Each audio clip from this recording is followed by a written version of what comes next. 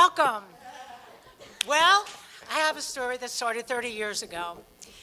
I was in transition, going through a separation and a divorce, and I was at Women in Transition, literally, and saw a poster on the side of the wall that said, Feminist Arts and Craft Weekend, up in the Poconos. And I thought, great, my mother will take care of my son, I'll have a free weekend.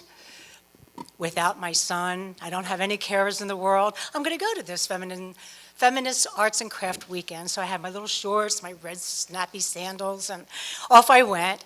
And I arrived at the place where they were having this weekend event. And at the door, or at the gate, there was this huge woman that said, "Park your car and give me the keys." And I said, "Excuse me?" And she said, "Park your car and give me the keys." I said, no, I have plans to go to this country western bar down the street. I'm going to go dancing. I'm going to go shopping. She said, "I don't know what you don't understand, but once you're here, you're on lockdown." I said, "Lockdown?" "Yeah, lockdown." I said, "Okay, well, is there someone to help with the luggage?" "Yeah," she said, "you." I said, "Okay, listen, I'm not sure I'm going to stay. Can I have an hour?" She said, "Sure." So I went in the big house, I sat down, and I'm drinking a cup of coffee after cup of coffee, waiting for my friend to show up. She told me she'd be there at 9, but I forgot to ask AM or PM. She didn't show up until 9 PM. So there I was at 9 o'clock waiting for her. And I'm looking around, I'm thinking, there's something a little off. I have no gaydar. Because I realized they were all lesbians. So I call my therapist, Renee. That is her real name, Renee. So I call her and I say, "Renee, I'm up in the Pocono weekend event, and I think they're all lesbians." And now she's hysterical laughing, and she says, "Honey, what didn't you understand by the word feminist?" I said, "Feminist doesn't mean you're gay. I've been a feminist since I was 10 years old. It's strong. You know your mind. You know you're in with the world. You can feel it." And she's laughing hysterically. I said, "But Renee, I don't know. Should I stay or should I go?" And as she laughed, she said, "Enjoy the weekend, honey. I'll see you in session next week," and hung up on me. So I go back to the table to have more coffee. So I'm drinking more coffee, cup after cup. And this little chippy girl comes over and goes, "Hi, my name is Pam," not her real name. And I said, "Hi." She said, "What's your name?" I said, "Nancy." "Do you live in Philadelphia?" "Uh-huh." "You?"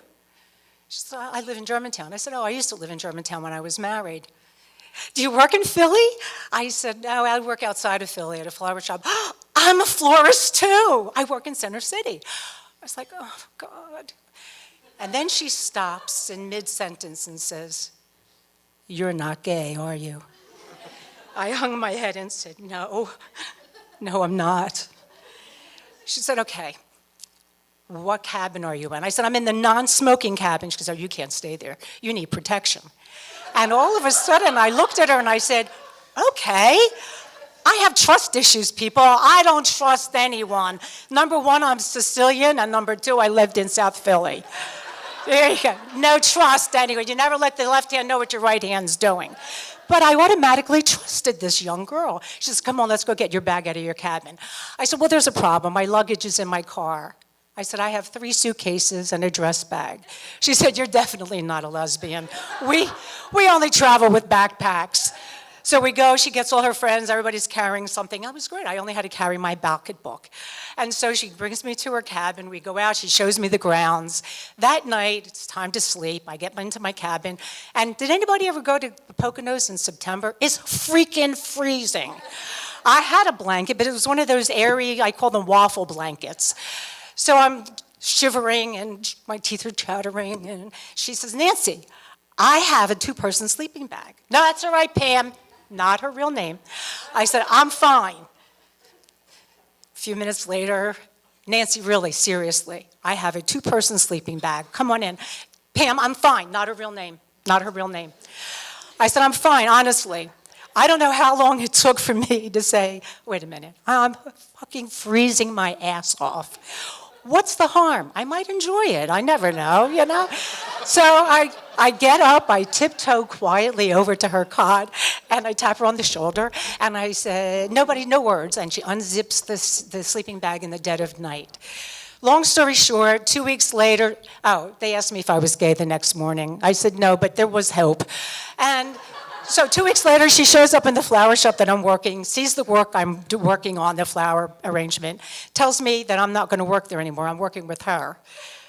And Fran, that's her real name, who owns the flower shop.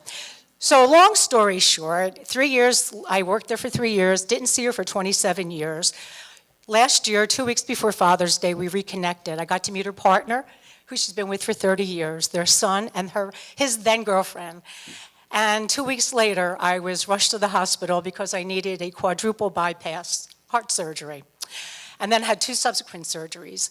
And Pam had a workplace injury, which afforded her to move into my home, and she took care of me for 3.5 months.